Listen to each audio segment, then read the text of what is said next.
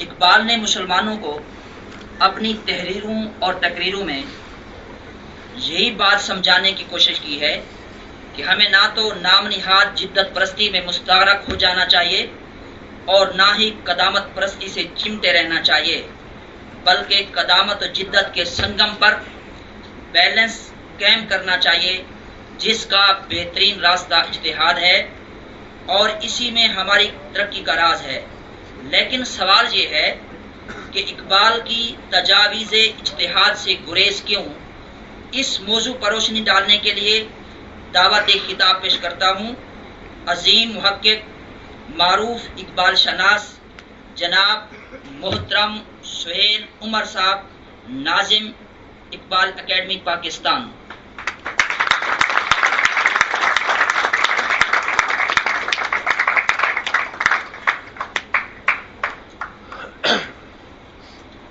بسم اللہ الرحمن الرحیم، الحمدللہ رب العالمین،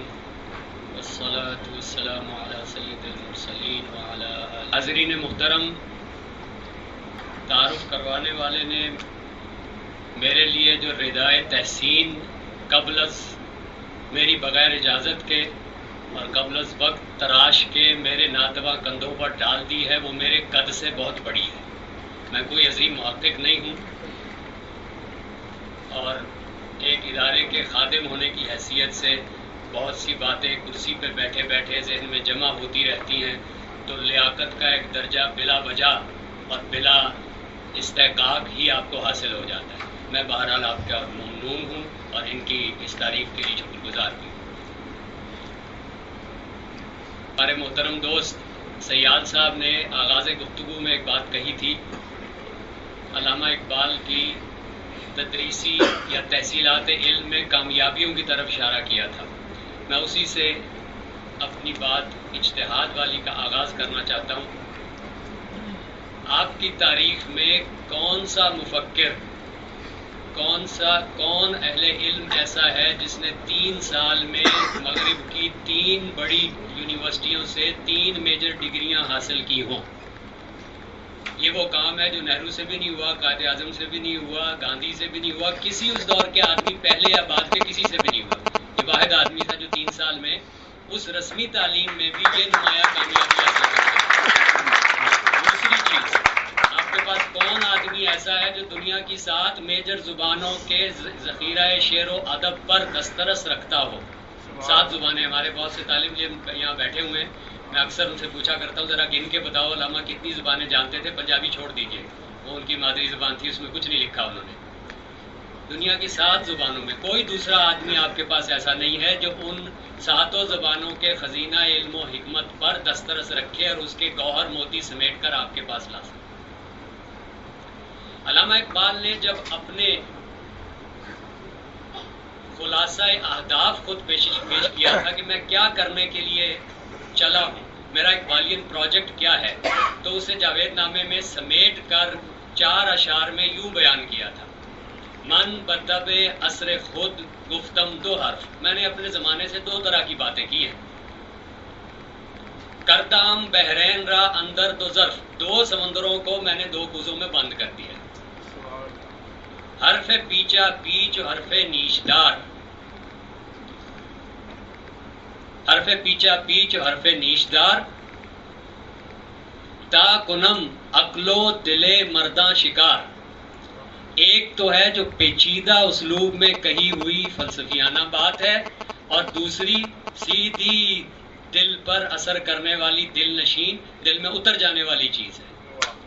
تا کنم عقل و دل، غور کیجیے گا، اس میں وہ اپنا سارا اقبالین پروجیکٹ جوڑ کے خلاصہ کر کے بیان کر رہے ہیں۔ تا کلم عقل و دل مرداں شکار، ان 2 اسالیب بیان سے میں نے کیوں خطاب کیا ہے؟ اس لیے کہ بیک وقت لوگوں کے دل سے بھی مخاطب ہو سکوں، ان کی عقل کا بھی شکار کر سکوں۔ آگے اس کی شرح کر دیتے ہیں تیسرے شعر میں: حرف تہدارے بانداز فرنگ، یہ جو مغربی تحریر کا فلسفیانہ انداز ہے، اس میں تہ در تہ ملٹی لیئرڈ ایک میرا انداز وہ ہے کہنے کا۔ حرف تہدارے بانداز فرنگ، یہ اپنے فلسفیانہ تحریروں کی طرف اشارہ ہے۔ نالائے مستانہ از تار چنگ، اور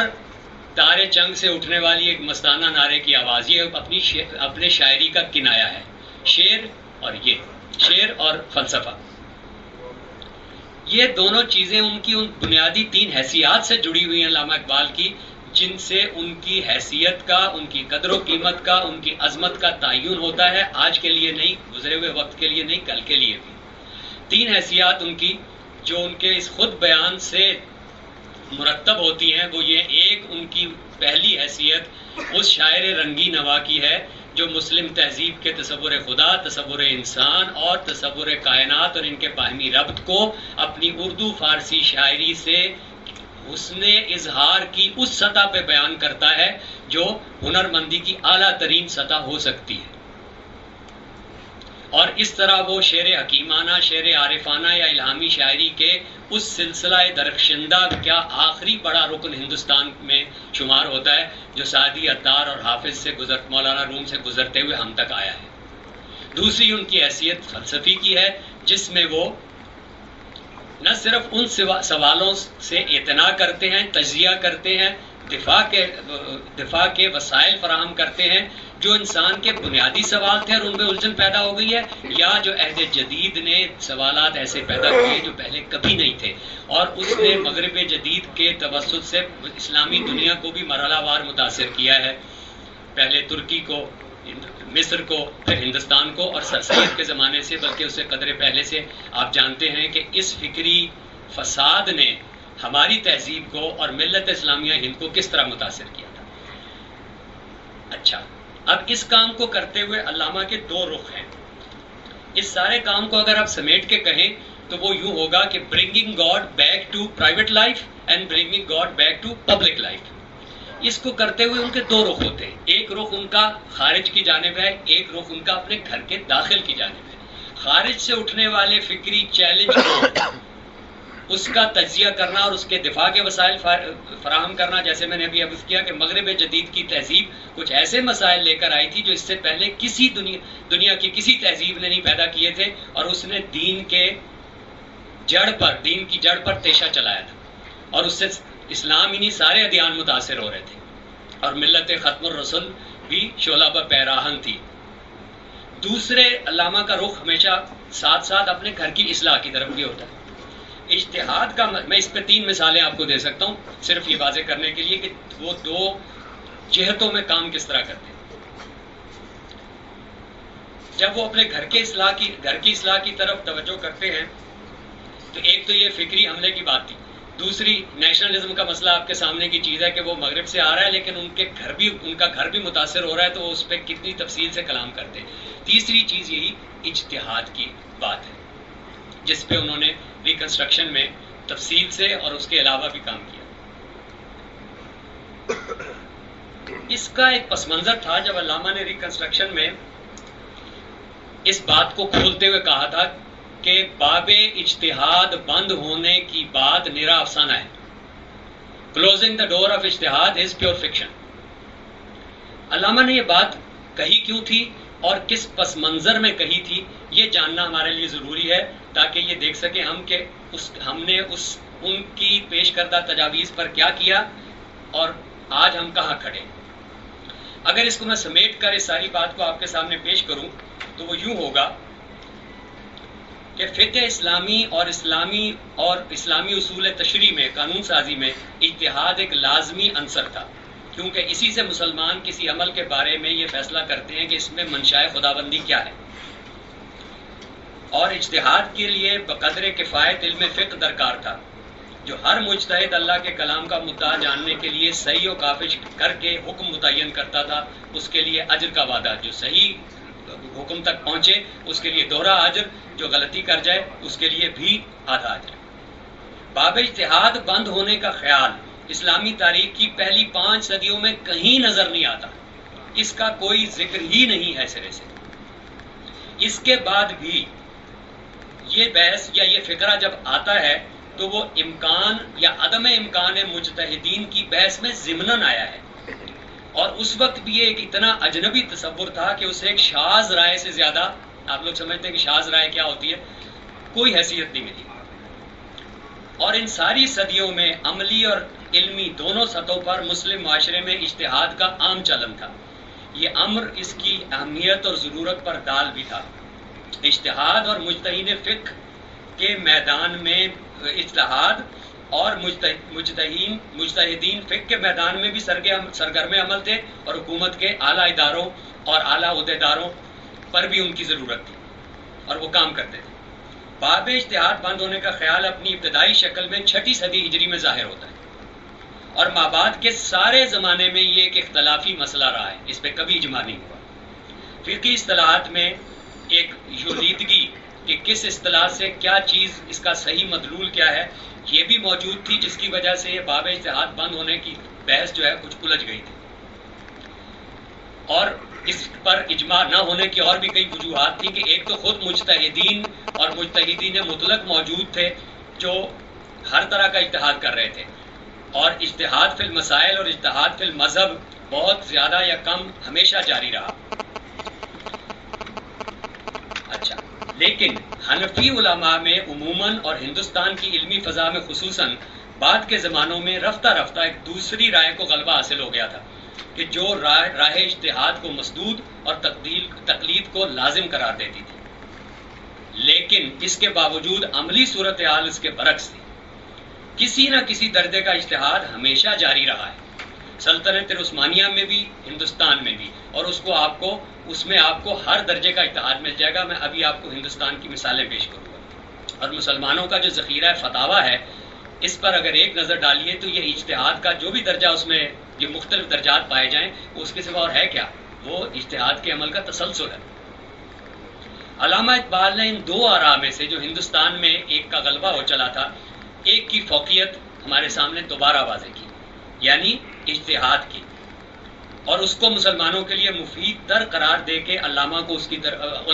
کی طرف متوجہ کیا، اور اس مسئلے میں ان کی رائے کو جید فقہا کی تائید بھی حاصل تھی. اس کے بعد ہندوستان کے حنفی علماء نے علامہ کی تجویز کے مطابق بعض سنگین عملی مسائل حل کرنے کے لیے اجتہاد کیا، اور اس کے نتیجے میں بڑی بڑی قانونی ترامیم وقوع پذیر ہوئی. حقیقت یہ ہے کہ بعض طبقات کے اختلاف و گریز کے باوجود امت کی سطح پر اجتہاد ایک تسلسل سے جاری رہا ہے. حنفی علماء بھی اس سے کنارہ کش نہیں رہے، گو ان کے ہاں اس کو عنوان اجتہاد دینے سے ایک اجتناب نظر آتا ہے. عملی طور پر اگر دیکھا جائے تو ان کے ہاں اجتہاد فی المسائل بھی ہوتا ہے، یہ جو عام آپ فتوے لیتے ہیں چھوٹے چھوٹے مسائل پر،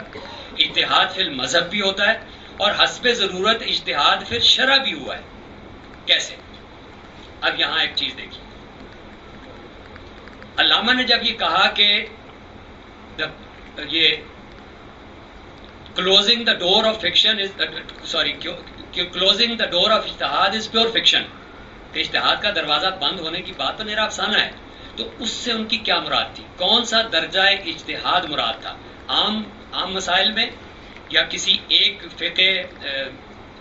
مکتب فقہ کے اندر کے مسائل میں، یا مختلف مذاہب میں، یا مطلقاً اجتہاد؟ وہاں انہوں نے خود اس کو واضح کر دیا ہے. اور ایک بات جو وہ چونکہ وکیل تھے اور اپنی معاش کے لیے بھی جب تک آواز ان کی ختم نہیں ہوگی بیٹھ نہیں گئی، وکالت ہی پر انحصار کرتے تھے، اور پنجاب کی تمام عدالتوں میں پیش ہوتے تھے، چھوٹی بڑی. ان کو اپنی پریکٹس سے ایک چیز سامنے آئی تھی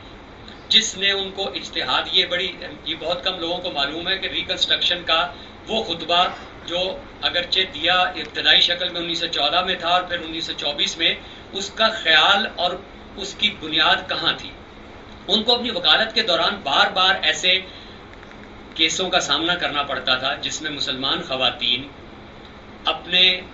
ایسے شوہروں سے جو ہر لحاظ سے قابل ترک تھے، قانوناً بھی، شرعاً بھی، طبعاً بھی، طبعاً سے مراد میری فزیکلی ہے، ان سے نجات پانے کا کوئی قانونی راستہ اینگلو محمدن لا اور فقہ حنفی میں نہ پا کر انگریز ججوں کے سامنے جا کر ارتداد کا اعلان کر دیتی تھی، اور ان کا نکاح وہاں منسوخ کر دیا جاتا تھا. علامہ اس سے بہت پریشان تھے اور انہوں نے ریکنسٹرکشن میں اس میں تفصیل سے لکھا بھی ہے کہ in the Punjab as everybody knows there have been cases in which Muslim women wishing to get rid of undesirable husbands have been driven to apostasy. اچھا اس مسئلے کو یہ آغاز تھا اجتہاد پر مسئلے پہ غور کرنے کا کہ کیا مسلمانوں کا قانون اتنا جامد ہو چکا ہوا ہے اور وہ مقاصد دین یعنی حفظ نسل حفظ مال آپ جانتے ہی ہیں اس کی ضمانت دینے سے قاصر ہو گیا ہوا ہے کہ مسلمان خواتین کے پاس اور کوئی راستہ نہیں ہے کہ وہ اسلام چھوڑے تو ان کے ان بنیادی 4 مقاصد دین کا تحفظ کیا جا سکتا ہے. ایسے تو نہیں ہو سکتا. علامہ نے علماء کو اس کی طرف توجہ دلائی کہ دیکھیے آپ کو اب اجتہاد پر دوبارہ غور کرنا ہوگا کیونکہ مطلوب دین مقصود دین جو ہے مقاصد دین وہ اگر فوت ہو رہے ہوں تو آپ ایک جامد شکل پر اصرار کرنے سے دین کا نقصان کر دیں گے. علامہ نے اس کو بہت وضاحت سے بیان کیا, علماء کو اس کی جانب توجہ دلائی اور اس کے بعد 1930 میں جب ان کے خطبات چھپے تو ہندوستانی علماء میں سب سے پہلے مولانا اشرف علی تھانوی نے اس پر توجہ کی اور ان کی تصنیف الحیلۃ الناجزہ للحلیلۃ العاجزہ مشہور ہے اور ان کو چونکہ عربی میں اس طرح کی سجا بندی کی عادت تھی. عنوان یہ ہے کہ کامیاب ہونے والا ہیلا اس بیچاری عورت کے لیے جو عاجز آ گئی. 1931 میں وہ چھپ کے آیا. 30 میں علامہ نے لکھی, لوگوں نے ان کو توجہ دلائی, مولانا نے یہ لکھا. اس کتاب کے مندرجات اور علامہ کی ان چیزوں سے آپ ڈاکٹر خالد مسعود صاحب کی کبھی کتاب دیکھ لیں تو اس پورا پس منظر کی تفصیل انہوں نے دے دی ہوئی ہے. ایک بڑے مباحثے کا ہندوستان میں آغاز ہوتا ہے اور جمعیت علماء ہند کی ورکنگ کمیٹی کے رکن قاضی محمد احمد کاظمی جو وکیل بھی تھے الہ آباد میں, انہوں نے پٹیشن کر دی ہائی کورٹ میں اور وہ معاملہ چلتا رہا. انگریزوں نے کمیشن بنا دیا. علامہ کی وفات کے کئی سال کے بعد ایک بڑی ترمیم, پوری اجتہادی ترمیم فقہ حنفی کی کہ علماء کے اتفاق سے اور اس قانونی تحریک کے جواب میں ہو گئی اور وہ فقہی قدغن دور ہو. اب یہاں غور طلب چیز اور جو میں نقطہ جس کی طرف لانا چاہتا ہوں کہ مولانا تھانوی نے جب علامہ کی تجاویز پر غور کرنے کے بعد اجتہاد کیا تو وہ اجتہاد تھا یا نہیں, اور اجتہاد کس درجے کا تھا. فقہ حنفی میں ان کو کچھ نہیں ملا اس کے حل کے لیے تو وہ فقہ مالکی میں چلے گئے اور وہاں سے انہوں نے فقہ اٹھایا, انہوں نے اس کا حل نکالا. گویا ایک فقہی پیراڈائم سے دوسرے فقہی پیراڈائم میں ہمارے اس عہد کے ایک بڑے محقق اور دیگر علماء نے اور اس کے بعد قانون دانوں نے مل کر ایک اجتہاد کیا جو اعلیٰ ترین درجے کا اجتہاد تھا اور یہ چیز ہوتی چلی آ رہی تھی. یہ کام جو علامہ اقبال سے شروع ہوا یہ پھر رکا نہیں ہے. اب پاکستان کی مثال لے لیجئے کہ ہم نے ہر درجے کا اجتہاد, جیسے میں کہہ رہا ہوں اعلیٰ درجے کا اجتہاد بھی یہاں کیا ہے پاکستان بننے کے بعد. ایک مثال, قیام پاکستان کے بعد جب علماء کرام کو نئی ریاست کی دستوری حیثیت کا تعین کرنے کا فیصلہ کرنے کا موقع ملا